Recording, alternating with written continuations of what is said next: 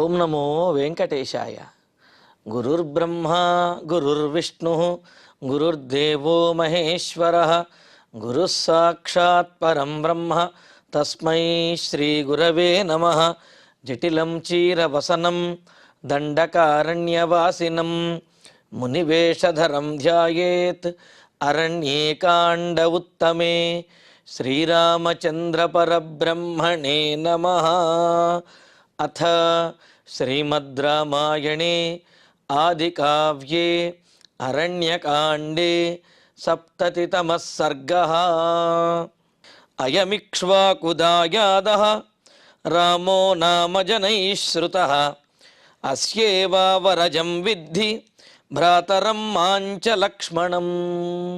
క్రౌంచవనము ఇవన్నీ దాటిన తర్వాత పెద్ద పాతాళ గుహ, ఆ ప్రాంతంలో అయోముఖిని దండించటము, ఆ తరువాత కబంధుడు కనిపించడము. కబంధుడు రామలక్ష్మణుల్ని ఇద్దరినీ కూడా మింగివేయాలని తెలియాలని ప్రయత్నిస్తే మొదట లక్ష్మణుడు భయపడినట్లుగా కలవరపడము, ఆ తర్వాత రామచంద్రమూర్తి ఇటువంటి విధికి మనం తల వంచవలసిందే అన్నట్లుగా మాట్లాడటము.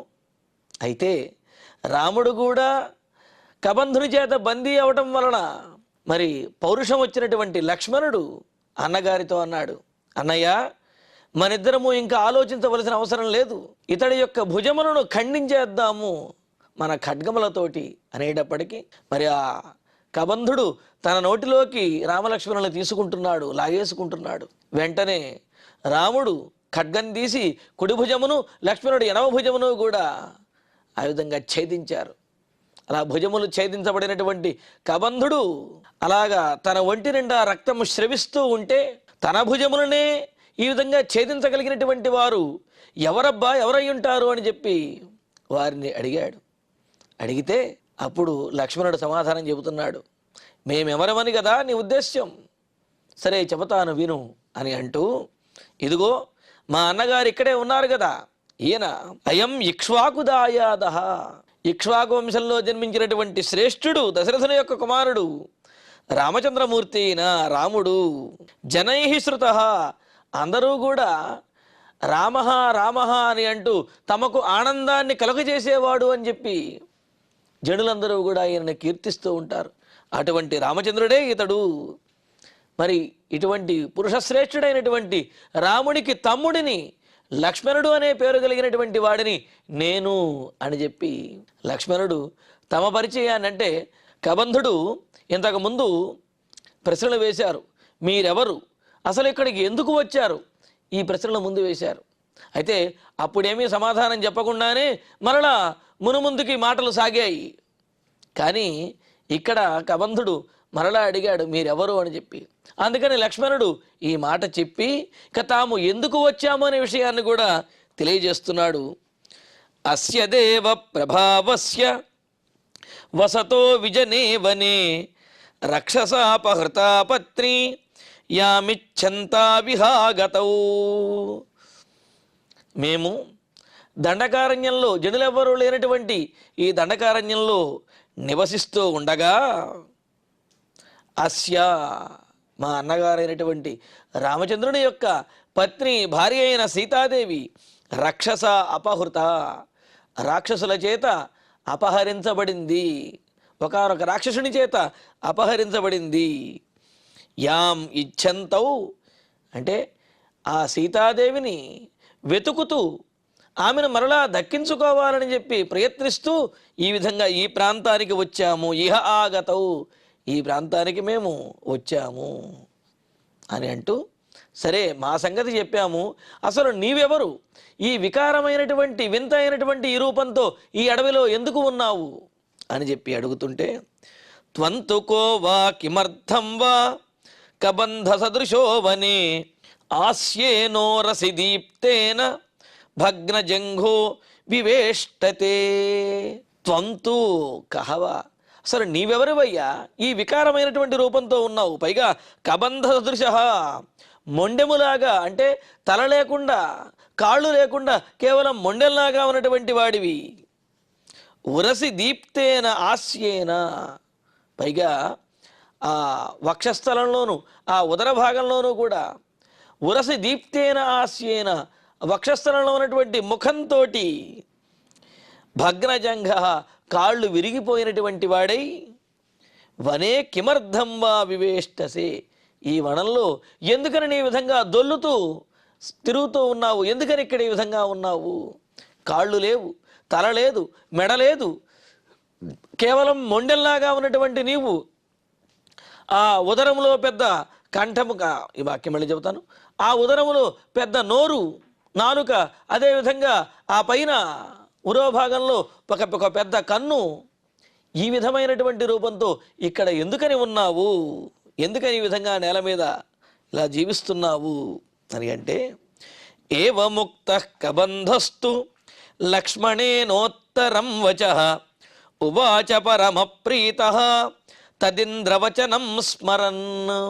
రామలక్ష్మణులు ఎప్పుడైతే ఆ భుజములను ఛేదించారో అప్పుడే కొంత జ్ఞానోదయం అయింది కబంధునికి. అందుకనే అప్పటి వరకు మిమ్మల్ని తినేస్తాను, మిమ్మల్ని మింగేస్తాను, నా ఆకలి తీర్చడానికే మీరు వచ్చారు అన్నటువంటి కబంధుడు, అసలు మీరు ఎవరయ్యా, క్షత్రియ శ్రేష్ఠులల్లే ఉన్నారు అని అడిగాడు. ఇంకా ఇప్పుడు లక్ష్మణుడు నీవు ఎవరివి, ఎందుకని ఈ విధంగా ఉన్నావు అనేటప్పటికీ అప్పుడు వెంటనే తన పూర్వస్మృతి, ఇంద్రుడు అన్నటువంటి మాటలు గుర్తు వచ్చాయి కబంధునికి. ఆ మాట చెబుతున్నారు, ఏవం లక్ష్మణేన ఉక్త కబంధస్తు, లక్ష్మణుడు ఈ విధంగా నీవెవరు, ఎందుకు ఈ విధమైనటువంటి రూపంతో ఈ అడవిలో ఇలాగ పడి ఉన్నావు అని అడిగితే, ఇక కబంధుడు పరమప్రీత, తన పూర్వస్మృతి, పూర్వం జరిగినటువంటిది, తాను ఈ విధంగా అవడానికి కారణమనేది గుర్తు వచ్చి తన శాపానికి విమోచనం కలగబోతున్నది అని చెప్పి పరమప్రీత ఆనందించినటువంటి వాడై తదింద్రవచనం స్మరన్, ఇంద్రుడు చెప్పినటువంటి, పూర్వం చెప్పినటువంటి ఆ మాటలను వింటూ ఉవాచ, ఇంకా ఈ విధంగా చెబుతూ ఉన్నాడు, స్వాగతం వాం నరవ్యాఘ్రౌ దిష్ట్యా పశ్యామి చాప్యహం దిష్ట్యా చేమౌ నికృత్తౌ మే యువాభ్యాం బాహుబంధనౌ. తన భుజములను ఛేదించినటువంటి రామలక్ష్మణులకు కబంధుడు స్వాగతం చెబుతున్నాడు. ఇప్పుడు నరవ్యాఘ్రం, నరోత్తములారా, వాం స్వాగతం, మీకు స్వాగతం చెబుతున్నాను. దిష్ట్యా అహం చాపి పశ్యామి, నా అదృష్టవశం వలన, నా సుకృతం వలన నేను మిమ్మల్ని ఈ విధంగా దర్శించుకోగలుగుతున్నాను. అంటే మీరు ఇక్కడికి వచ్చి నాకు దర్శనమిచ్చారు అంటే అది నా అదృష్టము. దిష్ట్యాచమే ఇమౌ బాహుబంధనౌ యువాభ్యాం నికృత్తౌ, నా అదృష్టవశాత్తే మీ చేత నా బాహువులు నరకబడ్డాయి. అంటే మీరు నా బాహువులను ఛేదించి నన్ను దండించినట్లు కాదు, నాకు మేలు చేసినట్లే ఇది నా అదృష్టము అని అంటున్నాడు. ఎందుకంటే మరి విషయమంతా కూడా బాహువుల వద్దే ఉన్నది. ఈ కబంధుడి యొక్క శాప విమోచనం కూడా ఆ బాహువులను ఛేదించడంలోనే ఉన్నది. అందుకనే కబంధుడికి ఆ విషయాలు గుర్తొచ్చి, మిమ్మల్ని దర్శించుకోవటం నా అదృష్టము, అంతేకాదు మీరు నా భుజములను ఖండించడం కూడా, అది కూడా నా అదృష్టమే, నా పుణ్యముల యొక్క ఫలంగానే మీరు ఇక్కడికి విచ్చేశారు అని అంటూ, విరూపం యచ్చ మే రూపం ప్రాప్తం హ్యవినయాద్యథా తన్మే శృణు నరవ్యాఘ్ర తత్వత శంసతస్తవ. నరశ్రేష్ఠ రామచంద్ర, మే విరూపం, నా ఈ వికారమైనటువంటి జుగుప్సాకరమైన వింత అయినటువంటి ఈ రూపం ఏదైతే ఉన్నదో, అది ఏదైతే ఉందో, తచ్చ యథా అవినయాత్ ప్రాప్తం, నాలో అహంకారం వలన, వినయం లేకుండా పెద్దల విషయంలో ప్రవర్తించడం వలన ఎలాగ అసలు ఈ దారుణమైనటువంటి రూపం నాకు వచ్చిందో మీకు తెలియచేస్తాను. తవ శంసతః మే శృణు, నీకు వివరంగా నేను తెలియజేస్తాను, ఆ విషయాన్ని చక్కగా వినవయ్యా అని అంటున్నాడు. అంటే ఈ వికారమైనటువంటి దారుణమైనటువంటి రూపం స్వయంకృతాపరాధంగా తాను పెద్దలను నిందించడం ద్వారా, తాను పెద్దలను అవహేళన చేయడం ద్వారా, వారి పట్ల అపచారాన్ని చేయడం ద్వారానే తనకు ప్రాప్తించింది అనే విషయాన్ని కబంధుడు జ్ఞప్తికి తెచ్చుకున్నాడు. అందుకనే ఆ విషయాన్ని మీకు సవిస్తరంగా తెలియజేస్తాను, వినండి అని చెప్పి అంటున్నాడు. దీనితోటి మనకు 70వ సర్గ పూర్తయింది. ఇతి శ్రీమద్ రామాయణే ఆది కావ్యే అరణ్యకాండే 70తమః సర్గః. అథ శ్రీమద్ రామాయణే ఆది కావ్యే అరణ్యకాండే 71తమః సర్గః. ఇంకా ఈ 71వ సర్గలో కబంధుని యొక్క పూర్వ వృత్తాంతం మొత్తము కూడా మనకు తెలియజేస్తారు. దీని ద్వారా ఎంతటి గొప్పవాడైనప్పటికీ కూడా, ఎన్ని సంపదలు ఉన్నప్పటికీ కూడా, ఎంత సౌందర్యవంతుడు అందగాడైనప్పటికీ కూడా అహంకారాన్ని పొందినట్లయితే ఏ విధంగా అధోగతి పాలైపోతాడు అనే విషయం మనకు తెలుస్తూ ఉన్నది. సందర్భానుసారంగా ఆ విషయాలన్నీ కూడా చెప్పుకుందాం. పురారామ మహాబాహో మహాబల పరాక్రమ రూపమాసీన్ మమాచింత్యం త్రిషు లోకేషు విశ్రుతం యథా సోమస్య శక్రస్య సూర్యస్య చ యథా వపుః. శాప విమోచన ఉపాయాన్ని తెలియజేస్తున్నాడు కబంధుడు. ఇంకా మహాబాహో, గొప్ప బాహుబల పరాక్రమ సంపన్నుడైనటువంటి ఓ రామచంద్ర, పురామమ సోమస్య రూపం యథా సూర్యస్య రూపం యథా. పూర్వము నేను ఈ విధంగా, ఇప్పుడు మీరు నన్ను చూస్తున్నట్లుగా ఈ విధంగా ఉండేవాడిని కాదు. పూర్వం చంద్రునికి ఎంతటి ఆహ్లాదకరమైనటువంటి రూపం ఉండేదో, అంటే చూచేటటువంటి వారి చూపరుల యొక్క చూపును ఆకట్టుకునే విధంగా, ఆహ్లాదకరంగా మరలా మరలా చూడాలి అనే విధంగా ఎంత అందంగా చంద్రుడు ఉండేవాడో ఆ విధంగా నా రూపం ఉండేది. సూర్యుడి యొక్క ప్రతాపము, ఆ తేజస్సు ఎంత గొప్పగా దేదీప్యమానంగా ప్రకాశిస్తూ ఉంటాయో అలా నా రూపం ఉండేది. అంటే సూర్యునిలో ఉన్నటువంటి తేజస్సు, చంద్రునిలో ఉన్నటువంటి ఆహ్లాదకత్వము, ఆ సౌందర్యము, వీటన్నిటితోటి కలబోసి నా రూపం ఎంతో దివ్యంగా, తేజోవంతంగా, సౌందర్యభరితంగా ఉండేది.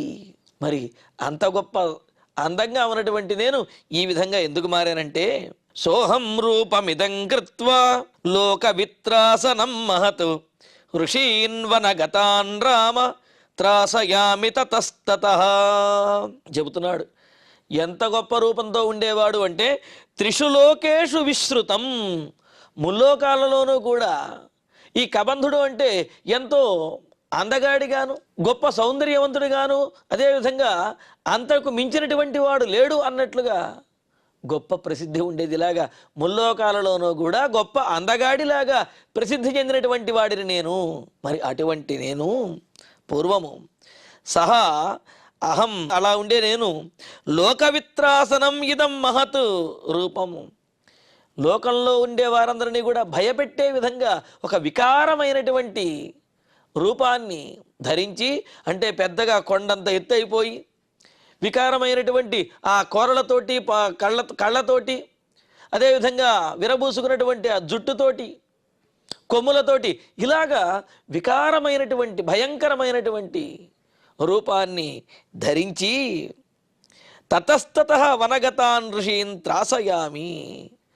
ఈ వనంలోకి వచ్చినటువంటి మహర్షులు ఎవరైతే ఉంటారో వారందరినీ భయపెట్టేవాడిని. భయపెట్టి వాళ్ళు భయపడి గగ్గోలు పెడుతూ ఉంటే, బాధపడుతూ ఉంటే, ఎగిరిపడుతూ ఉంటే వారిని చూసి ఆనందిస్తూ ఉండేవాడిని. అంటే పైశాచికానందం, రాక్షసానందం అంటారు దీన్నే.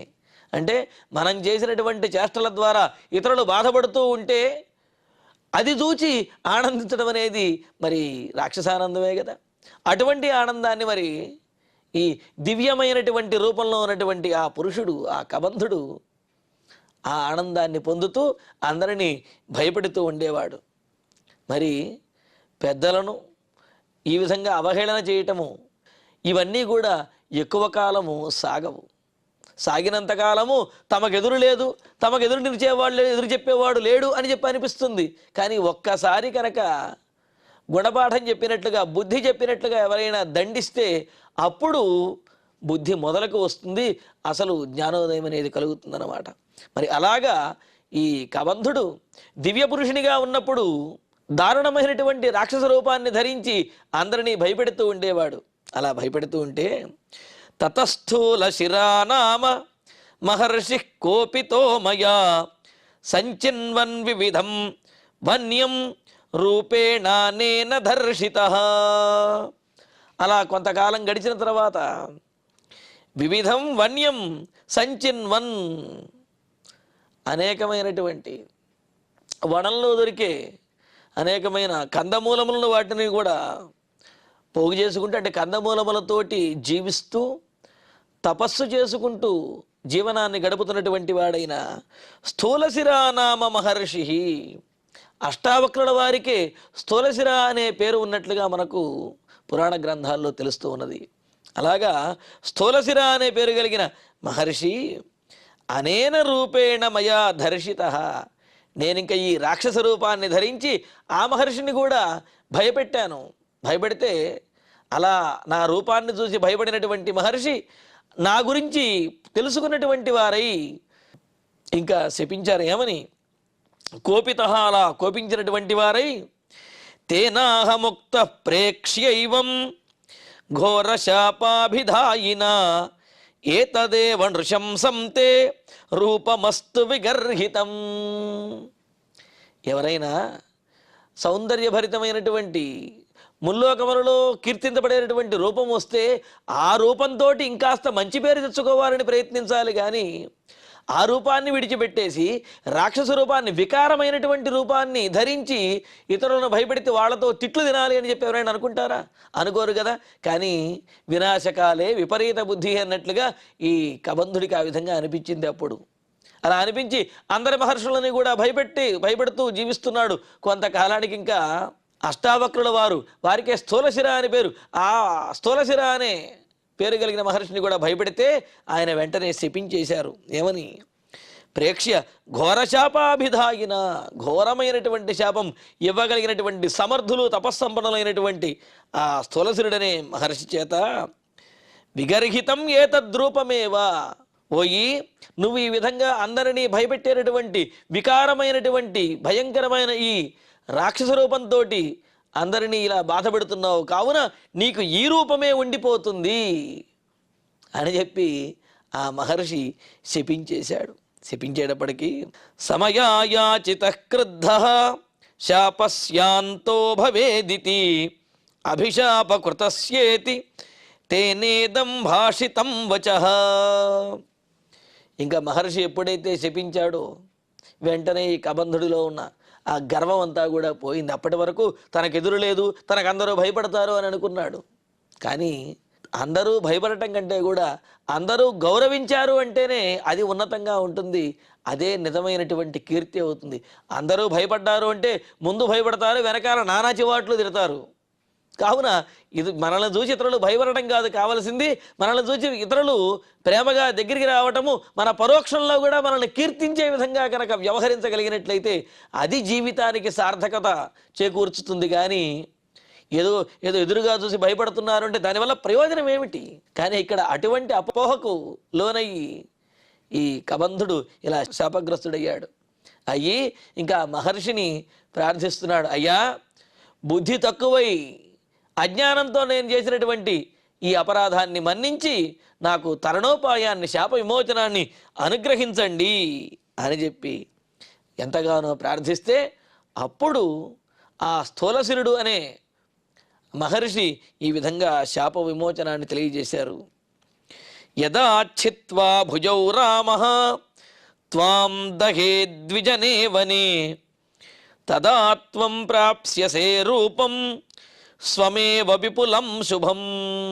ఓయి ఏనాడైతే రామచంద్రుడు ఈ వనానికి వచ్చి నీ భుజములను ఛేదిస్తాడో అప్పుడు నీకు మరలా ఈ నీ నిజస్వరూపం ఏదైతే ఉందో సౌందర్యభరితమైనటువంటి చక్కటి దివ్య పురుషుని రూపం, ఆ రూపాన్ని అప్పుడు నీవు పొందగలుగుతావు.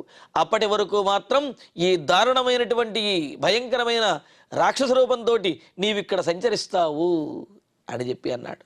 అంటే రామచంద్రుడు ఆ కబంధుని యొక్క భుజములను నరికినప్పుడే ఆ కబంధునికి శాప విమోచనం అవుతుంది అని స్థూలశిర అనే మహర్షి తెలియజేశాడు. అందుకనే తన భుజములను ఛేదించినందుకు రామలక్ష్మణులకు ధన్యవాదాలు చెప్పి నా అదృష్టవశాత్తు మీరు నా భుజాలు ఛేదించారు అని చెప్పి కబంధుడు అన్నాడనమాట. ఇంకా ఆ తర్వాత శ్రియా విరాజితం పుత్రం ధనోస్త్వం విద్ధి లక్ష్మణ ఇంద్రకోపాదిదం రూపం ప్రాప్తమేవం రణాజిరే. లక్ష్మణ, ఆనాడు ఆ స్థూలశిర అనే మహర్షి ద్వారా ఈ వికారమైనటువంటి రూపాన్ని పొందాను. అయితే అప్పుడు శిరస్సు, కాళ్ళు, చేతులు ఇవన్నీ కూడా సవ్యంగానే ఉండేవి. అవన్నీ ఉన్నప్పటికీ కూడా రాక్షస రూపంలో ఉండేవాడిని. మరి అటువంటి నేను శిరస్సుని కోల్పోయి, కాళ్ళని కోల్పోయి, కంఠము లేకుండా ఈ విధంగా మొండెము మాత్రంగా ఎందుకు మిగిలాను అని అంటే అది ఇంద్రుడు ఇచ్చినటువంటి శాపము. మరి ఇంద్రుడిచ్చినటువంటి ఆ శాపం ఏమిటి? ఇంద్రుడు అసలు శాపం ఇవ్వాల్సినటువంటి ఆ సందర్భం ఎందుకు వచ్చింది? అందులోనూ కూడా ఇంద్రుడంతటి వాడితో విరోధం పెట్టుకునేంతటి సందర్భం ఈ కబంధుడికి ఎలా కలిగింది? ఈ విశేషాలను తరువాతి ప్రవచనంలో తెలుసుకుందాము. ఇక ఇప్పుడు శ్లోకాలను పారాయణ చేసుకుందాము. ఇతి తస్య బ్రువాణస్య లక్ష్మణః శుభలక్ష్మణః శశంస రాఘవం తస్య కబంధస్య మహాత్మనః అయమిక్ష్వాకుదాయాదః రామో నామ జనైః శ్రుతః అస్యేవావరజం విద్ధి భ్రాతరం మాంచ లక్ష్మణం అస్య దేవ ప్రభావస్య వసతో విజనే వనే రక్షసాపహృతా పత్ని యామిచ్ఛంతా విహాగతౌ త్వంతు కో వా కిమర్థం వా కబంధ సదృశో వనే ఆస్యేనో రసిదీప్తేన భగ్నజంఘో వివేష్టతే ఏవముక్తః కబంధస్తు లక్ష్మణేనోత్తరం వచః ఉవాచ పరమప్రీతః తదింద్రవచనం స్మరన్ స్వాగతం వాం నరవ్యాఘ్రౌ దిష్ట్యా పశ్యామి చాప్యహం దిష్ట్యా చేమౌ నికృత్తౌ మే యువాభ్యాం బాహుబంధనౌ విరూపం యచ్చ మే రూపం ప్రాప్తం హ్యవినయాద్యథా తన్మే శృణు నరవ్యాఘ్ర తత్వతః శంసతస్తవా. ఇత్యార్షే శ్రీమద్ రామాయణే ఆదికావ్యే అరణ్యకాండే సప్తతితమః సర్గః. అథ శ్రీమద్ రామాయణే ఆదికావ్యే అరణ్యకాండే ఏకసప్తతితమః సర్గః. పురా రామ మహాబాహో మహాబలపరాక్రమ రూపమాసీన్ మమాచింత్యం త్రిషు లోకేషు విశ్రుతం యథా సోమస్య శక్రస్య సూర్యస్య చ యథా వపుః సోహం రూపమిదం కృత్వా లోకవిత్రాసనం మహత్ ఋషీన్వనగతాన్ రామ త్రాసయామి తతస్తతః తతస్థూలశిరా నామ మహర్షిః కోపితో మయా సంచిన్వన్ వివిధం వన్యం రూపేణానేన దర్శితః తేనాహముక్తః ప్రేక్ష్యైవం ఘోరశాపాభిధాయినా ఏతదేవ నృశంసంతే రూపమస్తు విగర్హితం సమయాయాచితః క్రుద్ధః శాపస్యాంతో భవేదితి అభిశాపకృతస్యేతి తేనేదం భాషితం వచః యదాచ్ఛిత్వా భుజౌ రామః త్వాం దహేద్విజనే వనే తదా త్వం ప్రాప్స్యసే రూపం స్వమేవ విపులం శుభం శ్రియా విరాజితం పుత్రం ధనోస్త్వం విద్ధి లక్ష్మణ ఇంద్రకోపాదిదం రూపం ప్రాప్తమేవం రణాజిరే. ఇత్యార్షే శ్రీమద్ రామాయణే ఆదికావ్యే అరణ్యకాండే ఏకసప్తతితమే సర్గే సప్త శ్లోకాః. ఇక ఇప్పుడు క్షమాప్రార్థన మంగళాంతంగా ఈనాటి ప్రవచన పారాయణ కార్యక్రమాన్ని పరిపూర్ణం చేసుకుందాం. యదక్షరపదభ్రష్టం మాత్రాహీనం తు యద్భవేత్ తత్సర్వం క్షమ్యతాం దేవ నారాయణ నమోస్తుతే. కాయేన వాచా మనసేంద్రియైర్వా బుద్ధ్యాత్మనా వా ప్రకృతే స్వభావాత్ కరోమి యద్యత్ సకలం వరస్మై నారాయణాయేతి సమర్పయామి. శ్రియః కాంతాయ కళ్యాణ నిధయే నిధయేర్ధినాం శ్రీవేంకట నివాసాయ శ్రీనివాసాయ మంగళం.